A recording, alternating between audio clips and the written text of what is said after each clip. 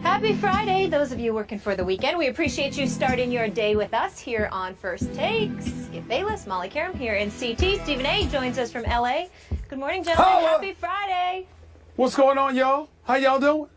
What's going on, big boy? I'm just happy to see that you're back to yourself. I know you're a little under the weather yesterday, which required me to take it a little easier on you than I usually do. So today we're back at full throttle. Fair game big now. man. Actually, I wasn't feeling great yesterday, and I saw you try to take advantage of me, not take it light on me. So I remember that low blow that you exercised for 2 hours, And now you're in trouble today because you tried to take advantage of a wounded wolf. Really? That was a mistake. Wounded wolf. That was a mistake. just A wounded remember, lion. I apologize. Yeah, Not a wounded wolf. A lion. I think it's more of a wolf, actually. I think I'll it's a go with lion. wolf. Yeah. All right. All I All right. remember is that somebody tried to kill the clock in the second hour by talking and talking and talking, and it was you played keep away brilliantly. Skip. I give thought you you were that. talking about me. No. I have something to say, Skip Bayless. This is going to shock you. First of all, Molly, you look lovely. Nice you. ensemble. Thank Skip, you. I got this to say to you. Nice ensemble. I'm shocked. You look pretty good today. You trying to must set admit. me up for the kill, Mr. Lion? A young lion over there, that's Stephen A. Yeah. The jacket is sweet. Thank you. Appreciate that. It is nice. Next it is question. nice. It's a rarity, but it's nice. Are you gentlemen ready to work on this Friday? We always ready. We Let's always ready. roll. Coming up, forget Drake and Meek Mill, the new beef. Floyd Mayweather and Ronda Rousey. Shots fired and the counter punches keep coming. We'll break all that down. Des Bryant on the cover of Rolling Stone, rock star status for the stud wideout. How's he going to handle those bright lights, though? We'll dive into that next. But we kick things off in Naptown, where earlier this month, Frank Gore told the NFL's Nate Burleson that Luck is a different breed who runs the huddle like no other quarterback he's seen during his 10 years in the Bay. Gore reiterated his comments on Wednesday, telling the Jim Rome show the following. He runs meetings like a coach. Basically, I'm playing with a coordinator on the field. He's a football god. He sees everything. He sees the big picture of everything. Let me know when he sees something I don't see. He's just different. How he's in the huddle, off the field, in the meetings, he runs it. He runs the show. Even in the offseason, he ran it. One day he had running backs. The next day he had receivers. He's just different. He's a football god. Skip Bayless, did you hear him? A Wait, say that again. god. Football god? Yes. Can he live up to those expectations? I got to repeat that for you, Please. Mr. Lion.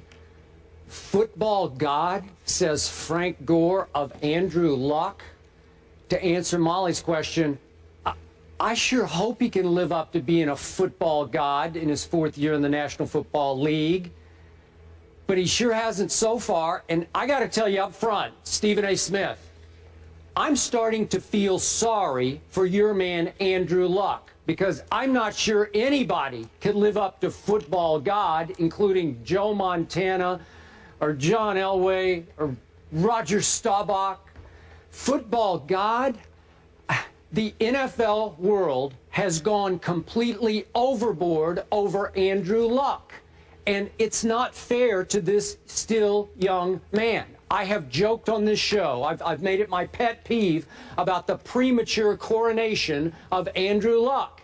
And the half joke is that he's the first quarterback ever who's qualified for early enshrinement in the Hall of Fame. I've joked that we should just stop down on this show and go ahead and induct him. Maybe you could give his induction speech. Maybe we could borrow Jerome Bettis' new Hall of Fame jacket and put it on a bust of Andrew Luck right here in the studio, because it feels like he deserves that. And, you know, maybe Frank Gore can help him achieve football god status, but do I need to remind everyone, Frank Gore is 32 years of age, now entering his 11th season in the National Football League, and his combined touches of the football, carries and catches over those 10 years, 2,784 times he's run and gotten hit. Wow, that's a lot. Is he down to his last year in the league? I don't know if he can help Andrew Luck, but good luck with that, Mr. Luck. And do I need to remind you, Stephen A., I hate to keep spewing out these stats, but I think I'm the only one in the known world who cares about or even notices these stats. Andrew Luck, when the money is on the line in the postseason, is 3-3. He has thrown in the postseason 9 touchdowns to 12 interceptions. His QBR against the New England Patriots, albeit in Foxborough in the AFC Championship game, just last year, the Deflategate game, was 26.4 on a scale of 0 to 100. 26.4 by the football god. As a rookie, he combined turnovers, both interceptions and fumbles. He was second only to Mr. Butt Fumble, Mark Sanchez. Last year, just last year, he was second in combined turnovers in the National Football League to your favorite quarterback, Jay Cutler.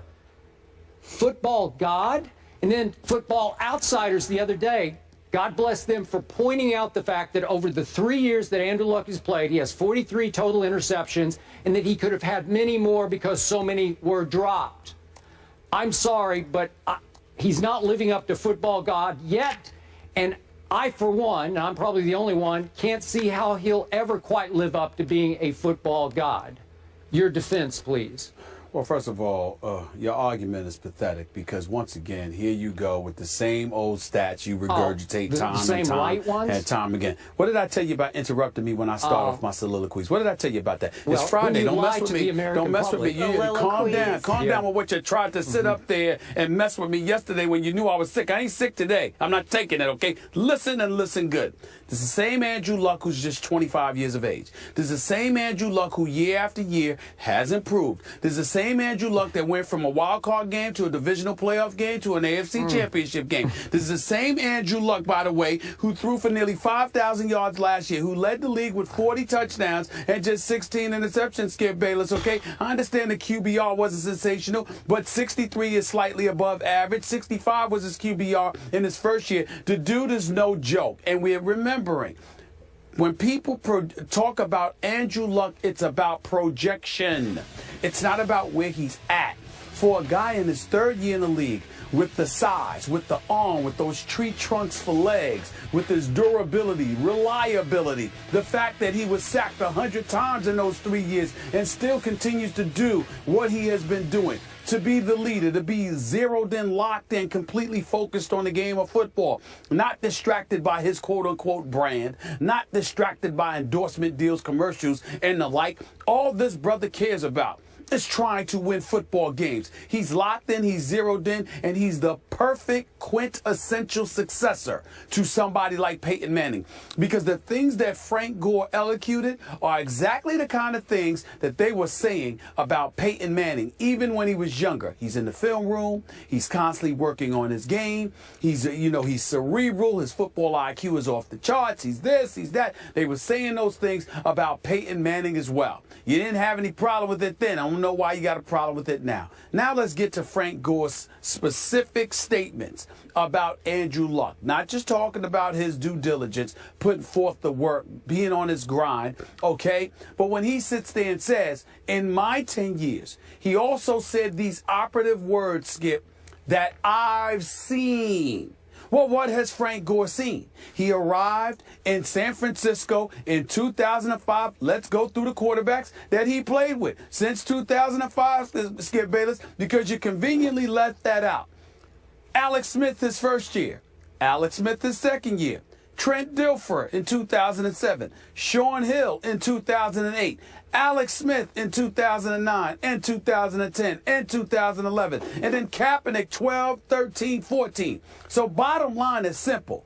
Even though Colin Kaepernick, I mean, even though we know that he's mercurial and he's a playmaker, we know that Alex Smith is the quintessential game manager. We know that Trent Dilfer won a Super Bowl, but primarily due to that defense in Baltimore. And I love me some Trent, especially as an analyst here at this network, but that's just the truth. It was the defense that carried the Baltimore Ravens, and everybody knows that. When you look at it from that perspective, along with Sean Hill, the reality of the situation is Frank Gore articulated what he's seen and what he has played with. That's what he has seen. He ain't seen anybody like Andrew Luck, because no disrespect to any of those guys that I mentioned, but none of them are Andrew Luck.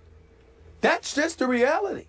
And Andrew Luck is 25 years of age, with a legitimate 13 to 15 years left in his career. And already he has done what he has done. So I'm just saying the upside is what you project. Of course, we don't like the fact that the brother threw 9 touchdowns and 12 interceptions in the postseason, and he put them in a position to lose before they came back and beat Kansas City, and they got ramrodded in the playoffs against Tom Brady and the New England Patriots. Boy, what a big shame there is in that for him to be such a young quarterback and to get stopped by Bill Belichick, Tom Brady, and the New England Patriots. But in the end, what is undoubtedly true is the fact that this dude's upside, considering his youth and what he has already accomplished and the abilities he already possesses, which is unquestionable. There is no reason, I wouldn't say a god, so that is definitely an engagement in a hyperbole, but I can understand where Frank Gore is coming from, considering who he has played with in his 10-year career. Okay, you were going so quickly, this might have sort of slipped through my ears, but did you call Kaepernick a game manager? Is that what you said? No, I said Alex Smith's a game manager. Okay, I said Colin Kaepernick is mercurial. He's a playmaker, but not a passer extraordinaire. Well, he's not that. I don't know if Frank has forgotten, but Colin Kaepernick did throw and run that San Francisco team all the way to the Super Bowl, right? But nobody's saying he couldn't throw. Nobody's saying he couldn't throw. But we all understand that Colin Kaepernick's strengths are with his legs and playmaking ability. He isn't the most accurate passer in the world. He's no scrub by any stretch. The brother can play.